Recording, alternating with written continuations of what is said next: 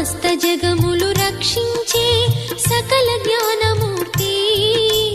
ఎవరింట తాను కొలువుండునో కలుగును వారికి కీర్తి సకల సంపదల మూలము సుమనోహరి లక్ష్మి శ్రీ చక్రవాసిని మాత శ్రీ విష్ణు ధర్మ పత్ని తనని నమ్మిన భక్తులకు దరిద్రమును బాపు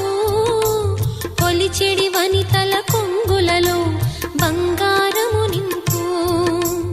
అష్టలక్ష్ముల రూపున అవతారం దాల్చినది కష్టములను తొలగించగా